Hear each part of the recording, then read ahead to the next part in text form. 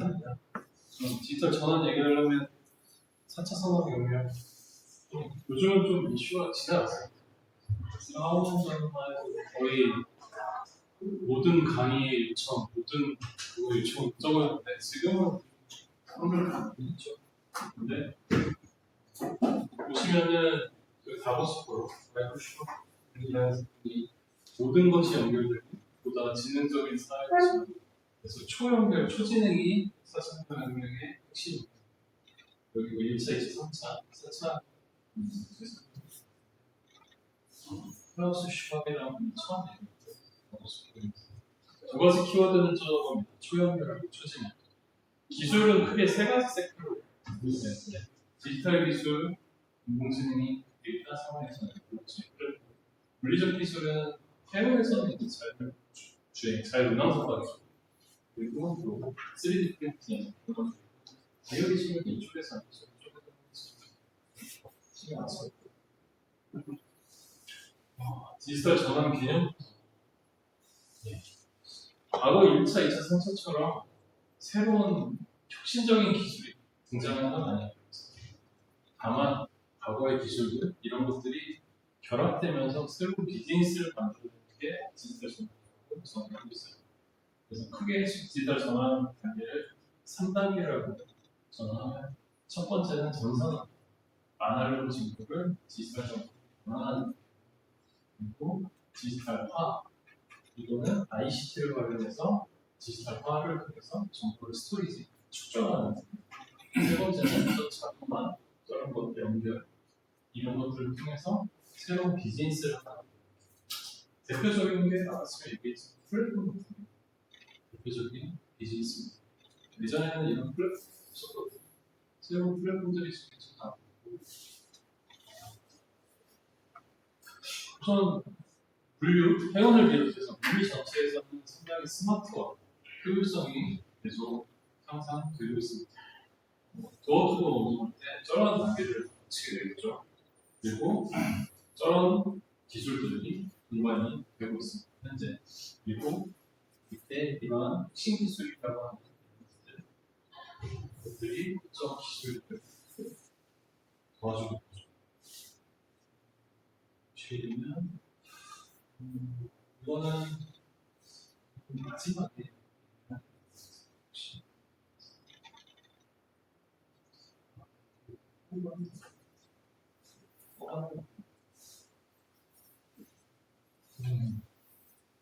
이건 컨테이너 얘기입니다. 컨테이너에서 이게 디지털 전환이 갑자기 빵 터진 것 중에 하나가 코로나였어요. 코로나 때 선사들이 말 그대로 이동을 제한하고 아예 다 막았잖아요. 한두 달 동안. 유럽도 그렇고 중국도 그렇고. 그러다 보니까 재택근무를 하고 이런데 그때 저기 빵 터집니다. 그러니까 화주들도 자기네 물건을 보내줘야 하는데 심지어 코로나 때 유통量다 늘었거든요. 일정부분 특히 뭐 냉동식품, 의약품 이런 것들은 엄청나게 물건을 보내줘야 되는데 선사나 포워드 얘네들이 다 그냥 집에서 쉬는 거죠. 그러다 보니까 비대면으로 뭔가 할 수 있는 그런 요구들이 계속 늘어나요. 선사들도 이때를 한 거죠. 기존의 영업 채널뿐만 아니라 새로운 채널로 만들어서 내가 어떻게 보면 영업력을 확보하는 그리고 선사 측면에서도 이 디지털 전환이 상당히 좋은 것 중에 하나가 상당히 비용을 세이브할 수 있는 비용이 상당히 많습니다. 특히 컨테이너를 그냥 예를 들게 되면 컨테이너를 영업을 하게 되면 영업할 때 전화를 주고 전화를 받고 이메일을 주고 이메일을 그러한 과정들이 수십 번을 거쳐야 돼요. 실질적으로 합방문이나 이런 선사들 대부분의 선사들이 문의를 받고 실제로 계약하면서 BL 자기네들이 송장을 발급하는 비율이 5%밖에 안 돼요. 95%는 세이브로 가능하다는 얘기잖아요. 그러니까 선사들은 자기네들이 똑같아요. 우리가 쓰는 화물, 온라인 쇼핑 있죠. 온라인 쇼핑몰 같은 거 하나 만들어놓고 이따 이 뒤에 화면이 있습니다. 온라인 쇼핑몰 같은 거 하나 만들어놓고 거기에서 화주들이 직접 내가 여기서 여기까지 클릭하고 여기서 클릭 그리고 통관, 세관, 보험, 그것도 클릭하면 끝이에요. 그러면은 대금 지급도 알아서 하겠죠. 그러다 보니까 선사들이 기존에 엄청나게 영업을 하고 또 돈을 받고 복잡한 서류 절차를 했던 것들이 그냥 클릭으로 다 끝나는 거예요. 파수들이 직접 해주면. 그러다 보니까 비용적인 측면이 엄청나게 세거든요. 그리고 지금 내가 화물을 운송할 때 항만에서 항만만 운송하는 건 원하진 않잖아요. 내가 어느 누구의 집, 어느 누구의 공장으로 화물을 보내는 거죠. 그러다 보니까 선사도 당연히 자기 영역이 해상운송뿐만 아니라 육상운송까지 포함할 수밖에 없겠죠. 그러면서 자기 영역이 넓어지고 그런 효과도 가져옵니다. 파주 입장에서 좋은 게 자기가 새벽에 일어나서 이 플랫폼을 킨 다음에 클릭하면은 내 화물을 바로 옮길 수가 있어요. 언제 24시간 어느 때라든지. 그리고 기본적으로 팬데믹이 터지면서 중소화주가 너무 온라인 쇼핑이 늘어나면서 그러면서 이러한 중소화 선사 파주들은 기존의 포워드나 이런 사람들한테 접근하기 상당히 어려워요. 그리고 요구 운임도 비싸게 받습니다. 근데 플랫폼을 이용하고 보면은 자기가 원하는 운임도 떠요. 심지어 이 운임들, 선사들 간의 운임, 포워들 간의 운임을 일목요연하게 비교 분석해주는 그러한 플랫폼들도 다 있습니다. 그러다 보니까 A에서 B 구간까지 내가 운송을 하는데 리스트가 떠요. A라는 선사는 이만큼, B라는 선사는 이만큼. 그렇죠. 운임이 뜹니다. 그럼 거기서 원하는 선사를 클릭해서 당연히 싼 데는 하겠죠. 그러다 보니까 과거에는 포워더한테 전화해서 이메일을 보내서 이 화물을 옮겨주세요 하면은 포워더가 부르는 게 더 많다는 거죠. 그렇지 않다는 거죠. 그러한 새로운 시장, 어떻게 보면 선화주가 니즈가 많아서 지금 이런 디지털 전환, 특히 그걸 플랫폼이라는 그러한 단계로 지금 어떻게 현실화된 거죠. 해운에서 한번 어떻게 활용되는지 모르겠습니다. 기술은 사물 인터넷, 빅데이터, 인공지능, 로봇과 블록체인인데 이 장표가 디지털 전환 전체 강의 중에 전장표가 전체로 중요합니다. 저것만 이해해도 되는 겁니다. 사물 인터넷, IoT를 통해서 정보가 쌓이겠죠. 저 정보가 쌓이면은 빅데이터입니다. 정보가 쌓이는 빅데이터예요. 그리고 저 빅데이터를 분석을 하는 게 인공지능 툴을 이용합니다. 그래서 실제로 구현하는 게 그거죠. 블록체인은 조금 다른 영역입니다. 저 하나하나는 다 뒤에서 설명을 드리겠습니다. 그래서 시황을 예측할 수도 있고, 최적화 표현을 할 수도 있고, 통합을 할 수도 있고, 창조에서 근원을 할 수 있습니다. 회론에서 제일 지금 많이 쓰는 것 중에 하나가 통합 부분, 표현을 해야 되는데, 배를 예로 들게요. 뒤에서 나온 얘기는 배에 최근에 나온 배들은 다 센서가 들려있어요. 그래서 엔진의 출력, 연료 소모량, 그리고 심지어 조류 방향, 풍량, 풍속 이런 것들을 다 데이터화합니다. 아시아에서 유럽까지 갈 때 그런 데이터들을 다 축적을 합니다. 다 축적을 하게 되면 이 상황에서는 이렇게 갔더니 연료 소모량이 줄더라는 최적화 노선을 그릴 수 있습니다. 네. 에너지 세이빙을 엄청나게 시킬 수 있죠. 실제로 머스크, HMM 다 하고 있습니다.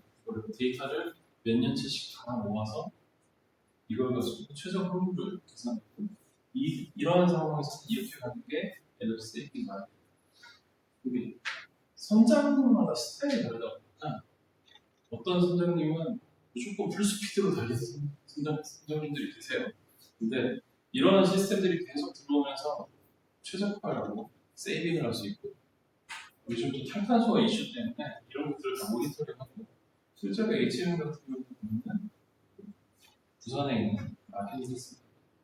거기에서 모니터링이 다 되어 있고 거기서 자기네 선박들이 어떻게 움직이는지 다 보고 있습니다. 문제로 다 하고 그쪽에서 컨트롤하고 이런 것들이 구현된 서비스하고 있고 거의 해운의 모든 영업이나 서비스까지 지금 구현을 하고 있습니다.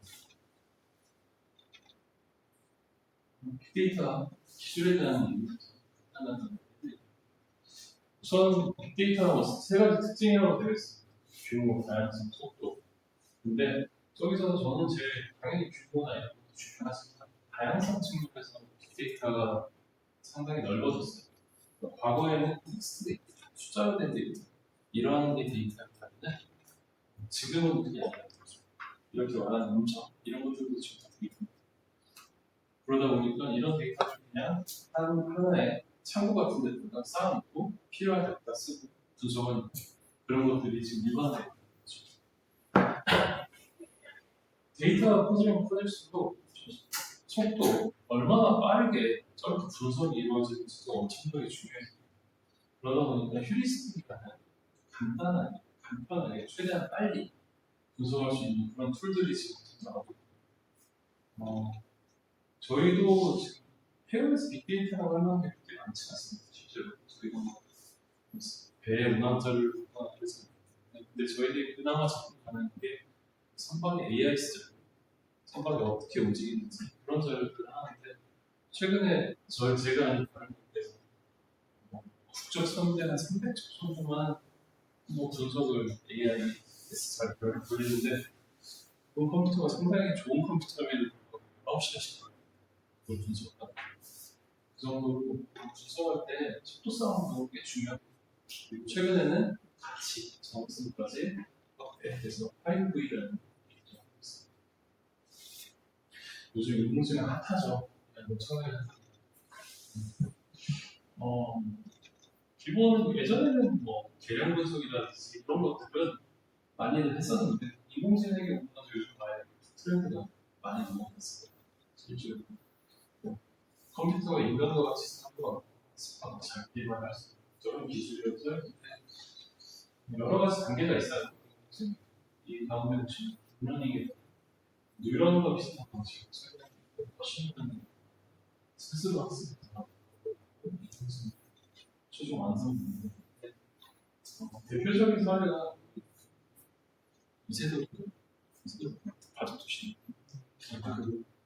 그분이 했을 때 맨 처음에 기보를 통해서 학습을 했어요. 한 15,000개 정도의 기보를 알파고 학습을 하고 그분이라는 건지는 거죠. 근데 지금은 더 이상 이렇게 중단되는데 가장 최근에 나왔던 방식으로 바둑을 했던 데는 웹버전인 친구인데 그거는 기보를 주지 않아요. 그냥 네가 알아서 해봐. 명령 하나만 줘. 지가 알아서 인터넷을 뒤지든 뭐 하는데 지가 알아서 하고 가랑 알파고랑 싸우면은 그냥 이렇게 자기 학습만 해. 이겼다고 해요. 실제로 했는데 그 정도로 지금 AI 쪽으로 엄청나게 발달을 하고 있어요. 그러다 보니까 저희들도 무서울 정도로 계속 이런 상황들이 들어오다 보니까 게임이 안 됩니다. 특히 교수님도 계시지만 논문 쓸 때 번역 쓰시나요? 번역 저도 엄청나게 씁니다. 근데 요즘 구글 번역보다 디벨이라고 있어요. 네, 그게 시인의 기분인데 네. 그거 보고 거의 통번역사들이 좌절했다는 얘기를 들었는데 네, 그게 어떤 개념이냐면 예전에는 2010년, 15년 이전에 그냥 단어에 나열돼 있어요. 단어에 나열. 근데 그거를 깬 게 지금 조 누구인데 지금 뉴욕대 계신 우리나라 분인데 핀란드에서 온 것이 좀 궁금하신데 그분이 어떤 우리가 AI로 해리포터가 있다고 해리포터가 우리나라 책도 번역이 되잖아요. 원어랑 문장 단위를 학습을 시켜요. 네. 그렇게 학습을 시켜서 한 게 지금 처음으로 디벨은 이제 그 번역을 할 때 RNN 기반으로 리커시브 방식으로 하는데 디벨은 CNN 기반 이미지 방식으로 그러다 보니까 CNN 기반으로 하면 그냥 상투적인 표현 이런 표현 그러니까 약간은 좀 더 사람이 실제로 대화할 수 있는 거에 좀 더 분석할 수 있는 그런 번역이 CNN 방식 디벨도 지금 엄청나게 잘 그러다 보니까 지금 번역 쪽에서는 실제로 거의 통번역사가 필요가 없죠. 지금 거의 2단계를 가져갔어요. AI 쪽도 지금 어마어마하게 지금 발전하고 GPT하고 요즘 너무 핫해서 심지어 저는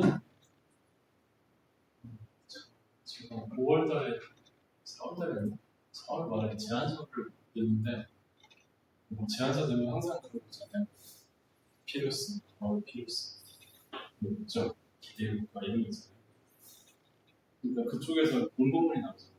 공고문을 다 정말 디테일을 잘 나왔어요. 그걸 그냥 AI GPT한테 때려넣습니다.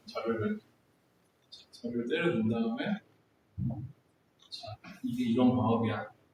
자 여기 목적, 필요성, 기대효과 단락 3개 정리해줘. 실제로 그렇게 썼어요. 실제로 지금 여러분들이 유료 버전을 쓰는지는 모르겠는데 유료 버전을 학습을 시키고 거기에 따라서 결과를 뽑아내는 게 가능하다 보면 상당 부분 엄청나게 파워풀해졌어요. 실제로 저희 원에서도 여태까지 있는 보고서를 행동에 나와서 학습시키는 그 작업도 AI 시대라고 지금 작업하고 있습니다. 실제로. AI는 진짜 무궁무진해서 여러분들이 만약에 GPT를 잘 사용을 하시면 하셔야 돼요. 하셔야 돼요. 이거 강제입니다. 하셔야 돼요. 안 한다? 글쎄요. 못할 것 같은데. 특히 연구하시는 분들 특히 못 버티실 것 같은데. 저도 유료 버전 쓰는데 차이가 많이. 엄청난 신경 아닙니다. 가급적이면 권장합니다. 진짜. 유료 버전이 심지어는 저는 최근에 태훈협회 갔었거든요. 태훈협회에서 태훈협회 70주년부터 지난달 70주년에서 비전 선포식을 했어요. 큰 호텔을 열어가지고 온갖 인사말을 들어가지고 태훈 비전. 근데 글로 딱 표현 받지가 않죠. 그러니까 비전 그림을 그려도 그럼 저희들이 쭉 여태까지 쓴 게 있었잖아요. 이런 목표를 가지고 2050년에 탄탄소를 실현하겠습니다. 이런 문구들 있잖아요. 그런 문구들을 그냥 다 학습시켜야 돼요. 그리고 그림을 좀 튀어나와. 그리고 그 그림을 가지고 이제 마지막에 이제 말이 안 되는 그림들이 좀 있어요. 배가 왜 컨테이너밖에 없냐 이런 것들. 탱커선도 있고 멀크선도 있는데 그런 것들을 이제 작업을 통해서 조금씩 보정을 하긴 했는데 실제로 비전 발표할 때도 저희가 GPT를 이용해서 초안을 작업해서 발표를 했습니다. AI 쪽은 여러분들은 특히 이쪽에 사시는 분들이 많죠. 블록체인 기본적으로 참여자한테 정보를 분산해서 거래 투명성을 보장한다고 하는데 거래가 정확해요. A가 B로 송금하는 정보가 생성이 되면 그게 블록입니다. 그게 모든 참여자에게 정보를 하고 기존에 있던 정보에서 블록이 붙습니다. 그러면서 거래 해당 거래 모든 참여자가 OK를 해야 이게 연결이 되면서 실제로 거래가 이루어지는 이런 구조인데 블록체인이 왜 안전하냐고 얘기를 계속 하냐면은 해킹을 하려면은 이 모든 참여자가 타당성을 확인할 거거든요. 그러니까 딱 그 시점에 동시에 모든 참여자를 해킹해요. 그러니까 실질적으로 불가능해요. 그래서 신뢰성이 있다고 했습니다. 그 해킹이 불가능합니다. 그러니까 모든 참여자가 동시에 들어가니까 그게 확인이야. 그때 그 시점을 해킹을 동시에 잡아야 돼서 그게 안 되는 거예요. 블록체인 하면 지금 다 비트코인 생각하셔야 되는데 해외에서는 그런 공공용, 퍼블릭 블록체인, 프라이빗한 블록체인을 많이 쓰긴 합니다. 소수의 사람들은 사용할 수 있고 여러 나라에서 지금 블록체인 기반을 많이 쓰고 있고 이게 왜 필요한지 해외에서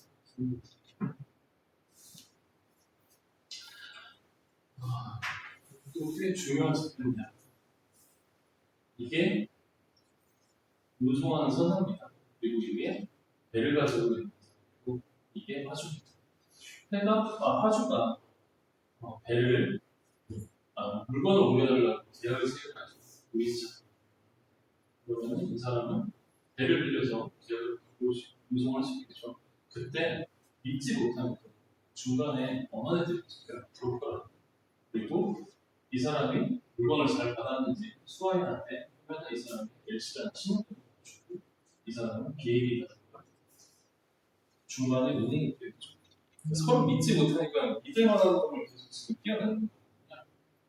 근데 블록체인으로 해서 이 시스템 자체가 완전히 어떤 누구도 해킹할 수 없고 그런 시스템이다.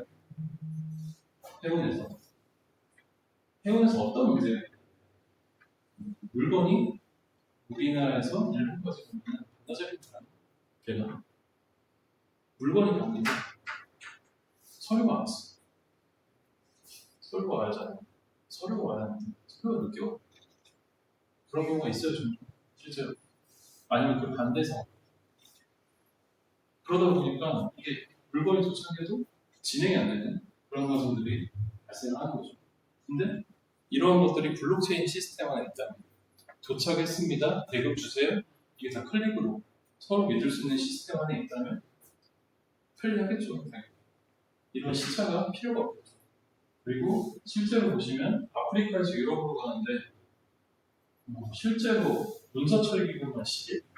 네. 한 200페이지 정도, 서류만 200페이지 정도 들어가는데 실제로. 근데 블록체인이 있고 다 무결하게 들어간다고 다 전산화가 가능하고 플랫폼 안에서 움직입니다. 상당히 편리하겠죠. 실질적으로 보면은 지금 얘기가 나오는데 WEF라는 OECD 월드 이코노미 포럼이라는 기구에서 모든 거래가 만약에 저렇게 블록체인화되고 플랫폼으로 나면 무역량 14% 정도 올라가고 예상돼요. 거래 비용이 확 주니까 거기에 따른 성취효과가 꽤 크다고 보고 있습니다. 근데 지금 플랫폼 얘기 좀 할게요. 기본적으로 플랫폼은 수요자와 공급자를 연결해서 성취효과가 나갈 수 있습니다.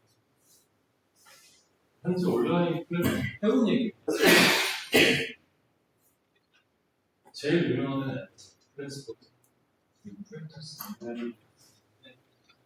이런 애들이 어떤 애들이냐면 말 그대로 내가 부산항에서 LA항까지 화물을 하나 컨테이너를 하나 옮겨야겠어 라고 치면은 리스트가 다 뜹니다. A라는 업자는 이걸 $100 옮겨준다고 B라는 업자는 $100 이런 식으로 다 해줍니다. 그럼 자기가 원하는 쇼핑을 하는 거죠. 운송 계약을 쇼핑처럼 할 수 있게 해주는 게 지금 저는 플랫폼 기업입니다. 서로 편한 거죠. 근데 싫어하는 사람들도 있어요. 왜냐면은 결국은 싼 놈이 사랑받는 거 아니냐고 의문을 계속 얘기를 하는 거죠. 근데 계속 이제 업계에서 하는 얘기 어차피 운임은 오픈된다. 오픈되기 때문에 이게 편리성이 들어가서 오픈되는 거지 어차피 운임은 오픈되는 이 자리입니다. 실질적으로 선사에서 API로 서른 대 연결이 다 돼 있어요. 그래서 실시간으로 운임이 왔다 갔다 합니다. 그리고 이게 화주만 좋냐? 아니에요. 실질적으로 뒤에 잡고 있지만 저런 자료들이 다 축적이 되면은 결국은 선사들은 영업할 때 상당히 편리합니다. 제가 아는 포워더 대표님이 정기적으로 장난 인터뷰를 얘기를 합니다. 자기들이 고정적으로 3월에 매년 3월에 나가는 그 화물이 있는데 몇 년째 나가고 있대요. 근데 딱 2월쯤 되면 외국계 선사가 거기에 맞춰서 요청을 하지도 않았는데 민족스럽게 해주고 그럼 매우 흐뭇하게 되고 있는데 예. 이미 고객 정보를 다 가지고 있는 거예요. 정기적으로 나가는 걸 야는 여기 이 화물을 가지고 있구나. 그러면은 알아서 변조세 보내주고 내거 써 라고 얘기할 수 있는 거죠. 뒤에 좀 더 디테일하게 들어봤습니다. 3D 프린팅 3D 프린팅 할 때 처음에 7, 8년 정도 하더라도 3D 프린팅 때문에 뭐 물량이 추네 어쩌네 이런 얘기들을 계속 했었어요. 예, 교육부조합과는 할 수는 있어요. 그렇죠? 그리고 제일 중요한 게 주소. 저게 제일 중요해요. 제가 한 얘기가 아니고 사피엔스 저자가 한 얘기예요. 그러니까 3D 프린팅이 화물량에는 영향을 미치지 않는 그렇게 드라마틱한 영향을 미치진 않을 것 같아요. 근데 문제는 부가가치 영향을 미쳐요. 단적인 예로 우리가 베트남은 섬유 수출을 많이 하죠.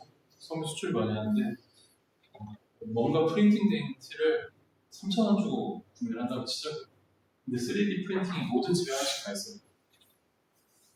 그러면은 베트남에서 굳이 프린팅된 티를 살 이유가 없죠. 1,000원짜리 그냥 흰색 면티만 사면 돼요. 그럼 2,000원의 부가가치를 베트남에서 못 하는데 못 먹고 그냥 내가 가져오는 거죠. 그러니까 3D 프린팅이 가지고 올 수 있는 게 경제학적으로 오히려 저런 부의 이전, 선진국과 개도국 간의 부의 이전 이런 것들을 막아주는 효과가 있을 거라고 얘기를 해요.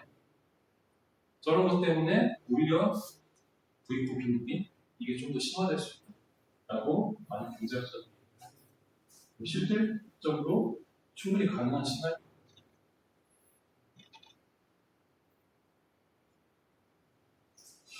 이건 사례인데 컨테이너 박스 최저가 이런 것들 다 하고 있어요. HMN 같은 경우도 HIP라고 올해 알고 있습니다. 저거는 제가 알기로는 HMN 직원분이 실리콘밸리에서 스티커로 만든 걸 알고 있어요.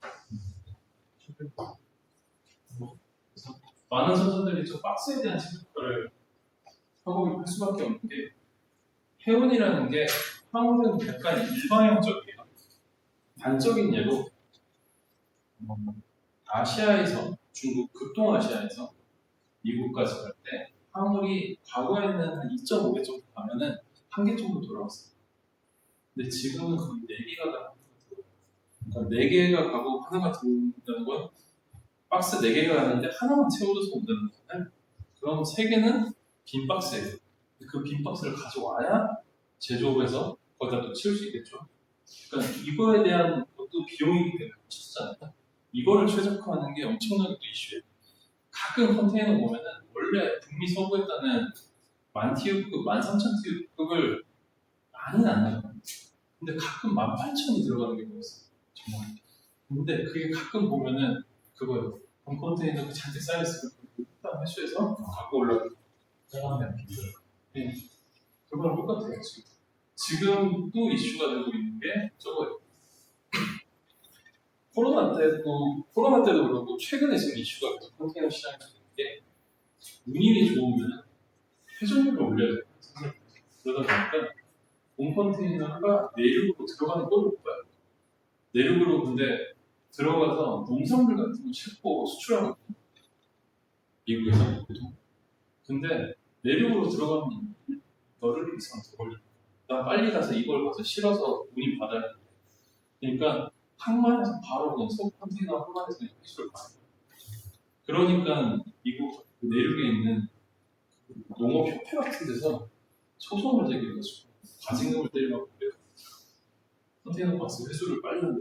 얘네들이 컨테이너 박스를 안 줘서 내가 수출을 못했어라고 컴플레인을 제기하고 FMC 회사위원회에서 오케이 그럼 과징금 때려줄게 때려요. 실제로 몇백만 달러씩 때려요. 실제로. 조금 컨테이너 회수 문제는 거의 모든 업무에서 나타나요. 저 최적화 문제도 엄청나게 중요하고요. 그래서 현대 오락 최적화는 말씀드렸죠. 실질적으로 4에서 5% 정도 연료비 비용이 1년에 뭐 글로벌 생산 몇 천만 톤을 쓴다. 그래서 3%만 절약해도 몇 천만 달러입니다. 엄청나게 비용이 세이브돼요. 그리고 저게 지금 이슈인데 보시면은 도어투도 운송을 할 때 여러 가지 단계를 거치죠. 내륙 운송도 하고 수출 통관도 하고 이런 식으로 거쳐요. 그리고 이런 이런 작업들을 해준 기업 리스트입니다. 보시면 다 분절은 되어 있죠. 근데 플랫폼을 통해서 조금 한번 엮어보겠다는 거. 실제로 엮었어요. 일부 선수들은 조금 더 엮었어요.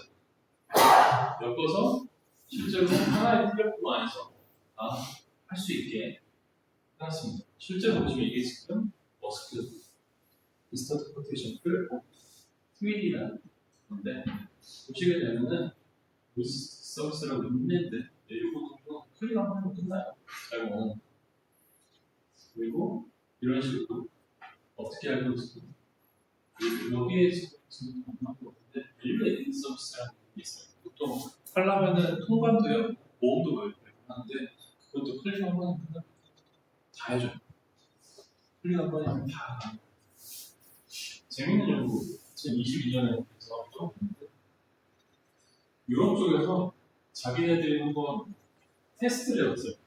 150개 선사나 포워너한테 내가 A에서 B구간을 옮겨야 되니까 님 견적 좀 내줘갖고 쫙 뿌렸어요.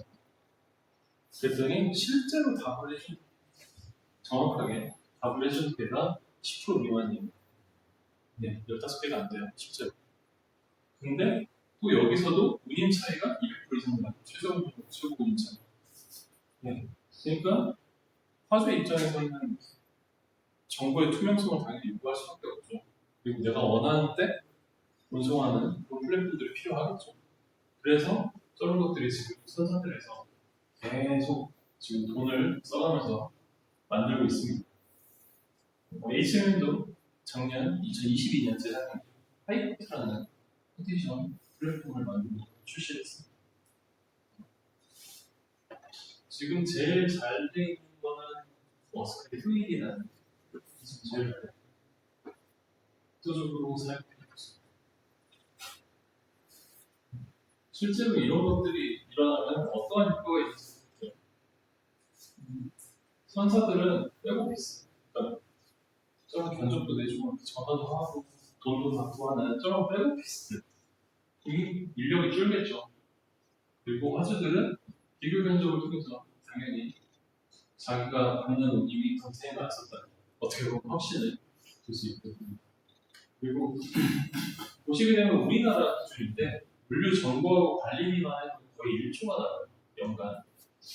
연간 1조가 나가는데 요즘 플랫폼 하는데 보면은 삼성 첼로스퀘어 가봤는데 저 사스 저 서비스가 어떤 거냐면 그냥 내가 화물을 운송을 시켰잖아요. 저 플랫폼을 통해서 그러면은 저기 딱 들어가면 내 화물이 어디 있는지 어떤 상태인지 다 확인이 돼요. 네, 심지어 컨테이너 박스에 요새 리퍼 컨테이너, 냉동 컨테이너 같은 경우는 안에 온습도 체크하는 것까지 실시간으로 다 볼 수 있어요. 저희는 어떻게 움직이는지까지. 그러다 보니까 예전에는 10사람이 붙어서 저런 자기네 화물 운송하는 걸 관리했다면 지금은 한 사람만 해도 돼요. 다 볼 수 있으니까 네. 참 화면에 떠서 엄청나게 저 물류비, 정보비가 줄는 거죠.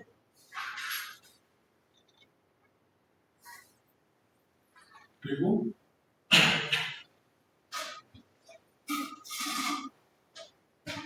거래 시 이런 자료들이 뭐 피오는 거는 퍼체이스 오더라고 구매 번호라고 보시면 이런 다양한 정보들이 발생을 하는데 이 정보는 다른 사람이 아니고 운송될 거예요. 좀 마일스톤이라고 부르는데 저런 것들을 내가 가지고 있으면은 저걸 가지고 영업에도 쓸 수 있고 컨설팅도 하고 다 할 수 있습니다. 그러니까 어떻게 보면 선사 입장 아니면 코어 입장 아니면 플랫폼을 운영하는 입장에서도 데이터가 어마어마한 자산이 될 수 있거든요. 실제로 보시게 되면은 화수액이 어떻게 되냐 평균적으로 뭐 이 정도인데 너의 화물은 이 정도다 약간 이런 식으로 트랜스 타임이 이 정도였는데 너의 화물은 이 정도야 근데 여기서 뭐 막혔어 이 원인은 이거야 라고 컨설팅도 해주고 있고 선사에서는 보면은 이런 매핑을 통해서 시스템을 통해서 자기네들을 어떻게 컨트롤할 수 있는지 들어가는 거죠. 이거는 근데 초기적인 단계여서 약간 지금은 조금 더 디벨롭 됐을 것 같아요. 이거는 뭐 엑셀 같으니까 그런 거 영업에도 활용하는 거 잘 나오죠.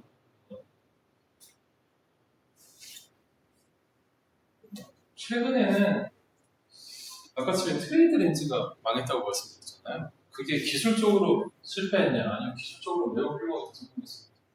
그러니까 도어투도 운송하는 그걸 연결할 수 있는 기술들을 다 개발을 했어요. 전부 다 개발을 했는데 문제는 시장에서 그걸 써줘야 그게 이어지는데 문제는 선사들만 썼어요. 그리고 사우디의 세관, 몇 개 회사 이런 것들 왜냐면 물류를 담당하는 모든 기업들이 참여를 해줘야 이게 연결이 되고 거기에서 이제 정보를 얻고 할 수 있는데 이게 안 되는 거죠. 상업적으로 대중성이 없었다는 거죠. 그러다 보니까 실패했을 때 몇 년 만에, 5년, 6년 만에 결국은 폐업 신고했어요. 근데 선사들이 지금 모두 동의하는 내용 딱 하나, 전자선화증. 선화증권을 전자화하는 거죠. 그러면 저게 블록체인 들어가게 되면은 신뢰할 수 있잖아요. 바깥쯤에 생긴 문제들을 엄청나게 해소할 수 있습니다. 종이로 되는 문서. 전자선화증권 지금은 처음에는 선상에 사인을 해요. 직접 사인을 하게 되면은 이 작업을 내려주고 그런 형태였잖아요. 전자선화증권이 도입되면 기본적으로 다 전산화죠. 예. 그래서 거의 모든 선사들이 2030년까지 100% 쓰겠다고 선언하고 있고 최근에 퍼센테이지가 보통 1% 미만이었는데 지금 2, 3%까지 올라왔다고 보고 있어요. 계속 지금 활성화가 되고 있습니다. DCSA는 글로벌 컨테이너 포스코, 그러니까 중국 선사를 제외한 모든 선사들이 지금 가입되어 있고 GSBN은 포스코, 중국에서 중심으로 지금 하고 있고 GSBN이 오히려 조금 더 앞서 있던 거예요. 카고 릴리즈라는 서비스를 이 서비스를 10년 전부터 제공하고 있습니다. 보면은 글로벌 선사 보시면은 인스턴트 컴퓨테이션이 플랫폼이에요. 기능할 수 있는 플랫폼인데 실질적으로 부가 서비스를 제공하는 플랫폼들은 몇 개 없어요. 아직까지 많이 없습니다. 그래서 어떻게 보면 경쟁력이 여기에서 나타나는 거거든요. 그래서 특이한 게 진라인 같은 경우 풀 결제 이걸 하겠다고 1억 5천만 달러를 펀딩을 만들고 자기네들 돈으로 못 결제해주고 이런 식으로 이것 때문에 스타트업도 사고 돈을 엄청나게 씁니다 지금.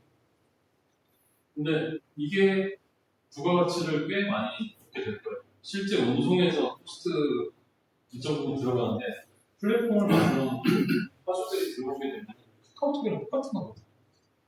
좀 부가 서비스 클릭 한 번으로 여기서 서비스를 해주는데 당연히 수수료를 받잖아요. 그러다 보니까 일정 부분 선사들은 새로운 수익 사업 선사들은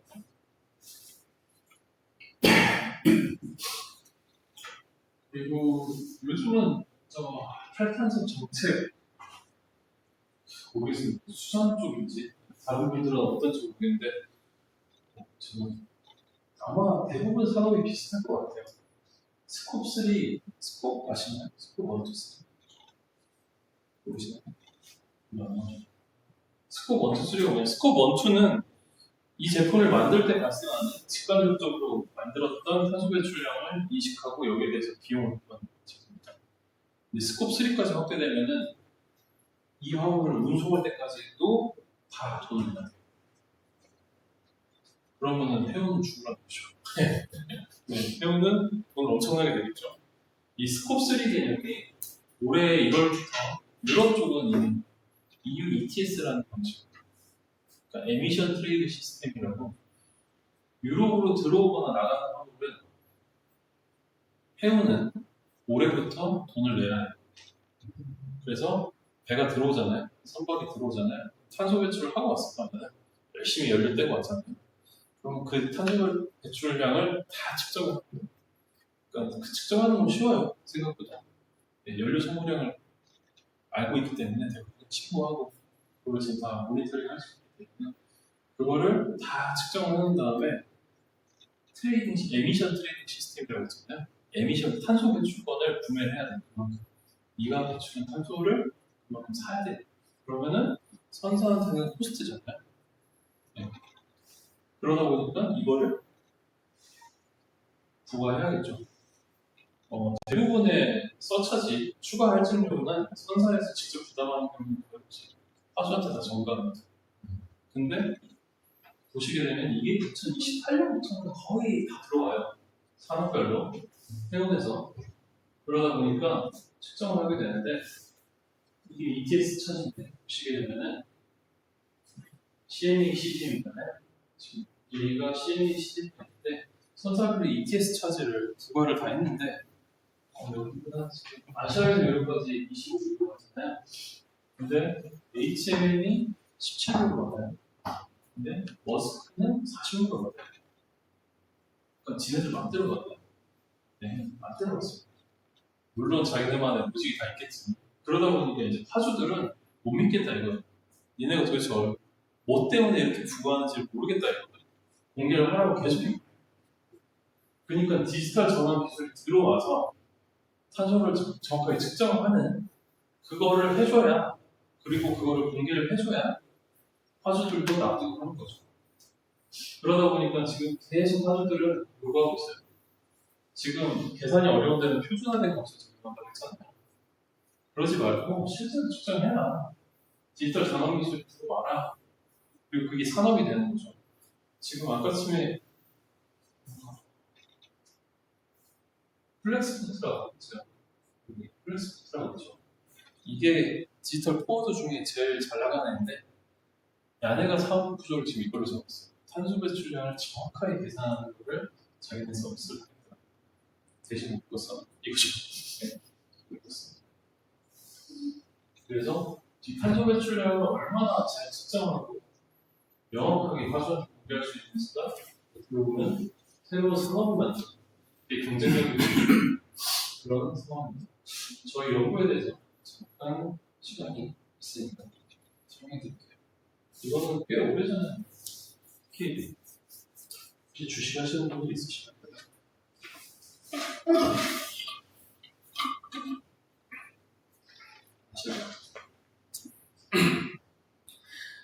가끔 그런 광고 뜹니다.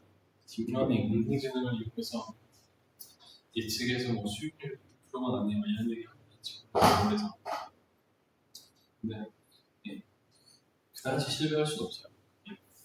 왜냐면은 주식 상담을 하고 아마 모든 데이터가 다 들어가잖아요. 만약에 처음 상장했을 때 1980년대 P가 처음 만들었는데 지금까지 기업 몇 개나 있습니다. 아마 상패도 들어있을 겁니다. 상패를 당했겠죠. 모든 데이터가 들어가면 지금까지 살아남은 기업만 하겠죠. 그러면은 당연히 수익률이 좋습니다. 네.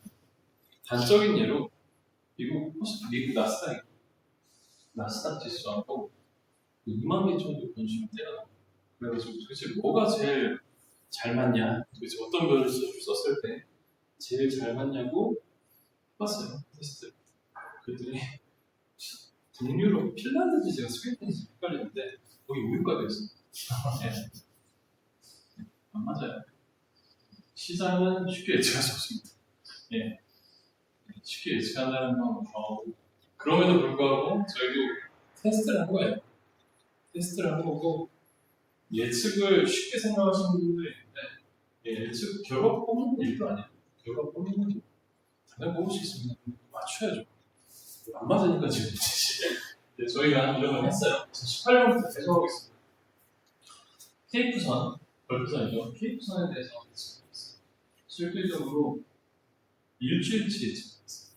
일주일치. 다음 주 운임이 참고로 케이프는 데일리로 매일 운임이 됩니다.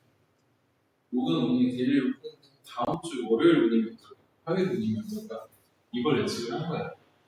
실제로 보면 80% 정도 맞추죠.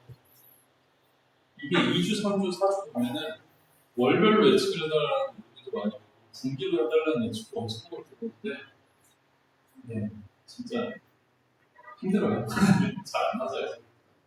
중간에 이슈 하나 터지면은 시장이 완전히 바뀌니까 일주일 말고는 현재까지 서비스를 못하고 있어요. 근데 일주일이 의미가 없냐? 의미가 있습니다. 아까 처음에 말씀드렸죠? 15,000이었던 기대할 운임이 일주일 만에 500, 1000까지 떨어져요, 실제로. 가능성이 20%, 30%가 되는 시장입니다. 일주일 뒤에 운임이 어떻게 될지 알 수 있다? 상당히 내가 지금 배를 빌려야 하는데 픽스를 해서 배를 잡아야 하는데 일주일 뒤에 운임이 떨어질 것 같으면 다음 주 정도 낫겠죠. 그런 확신이 있다면 그럼 상당 부분 세이브를 할 수 있습니다. 궁금한 게 지금 트레이닝 데이터 셋이랑 테스트 데이터 셋 보면은 정확성이랑 재현이 좀 다른 것 같아요. 네. 그러면 궁금한 건 트레이닝 데이터셋은 어떤 데이터셋을 사용한 거고 테스트 데이터셋은 혹시 힌트 테스트나 이런 과정이 붙인 건지. 아, 그래서 어느 정도는 보정하고요. 보통 8페이지.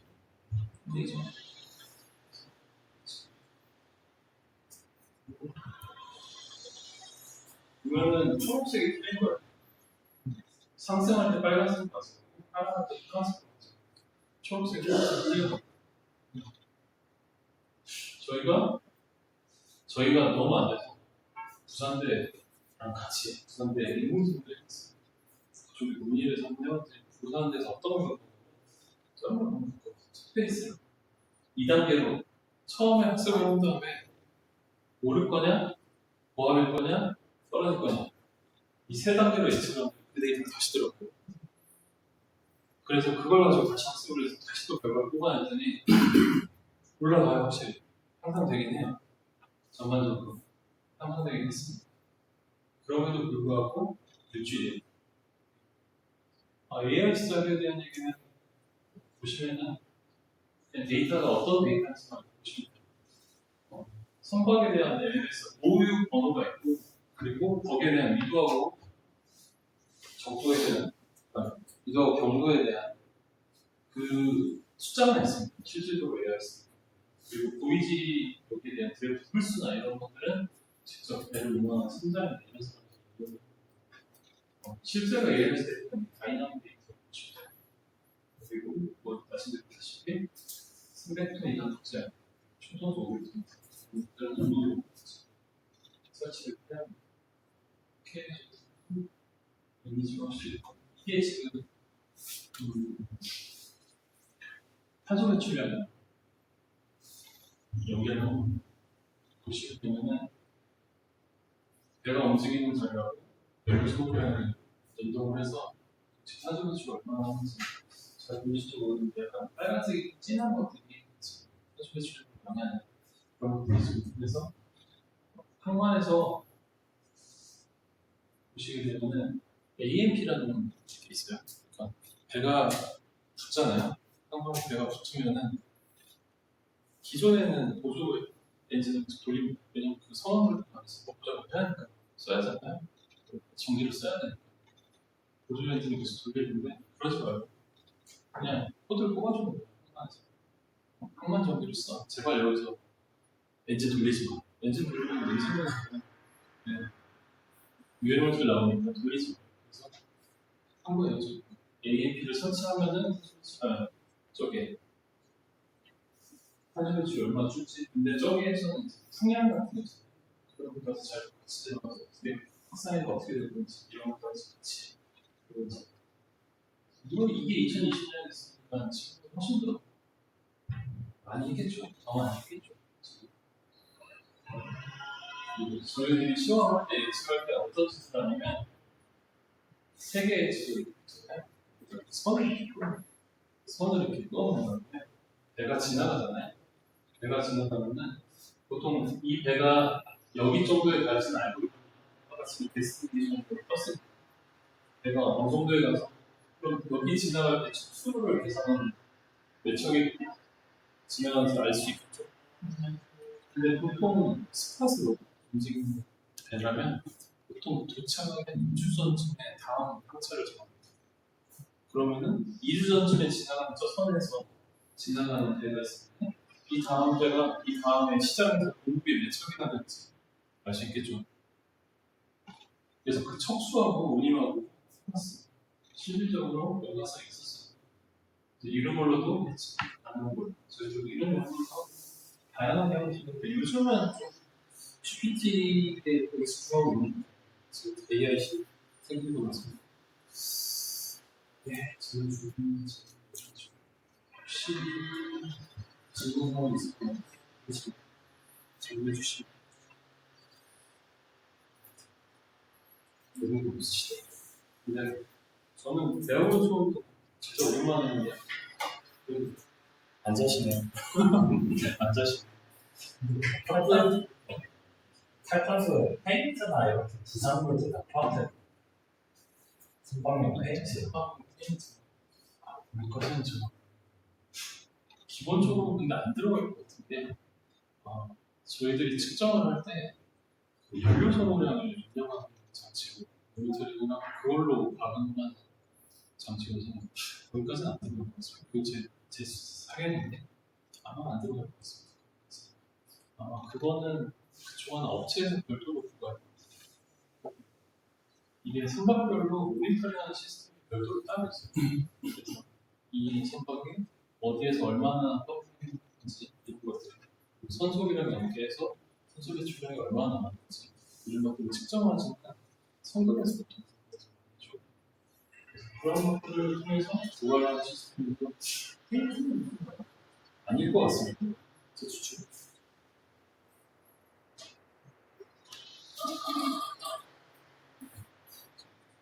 박부생은 반은 잘 3분의 1 딴 사람 제대로 수업하는 사람은 10명 미만 항상 다 그렇습니다.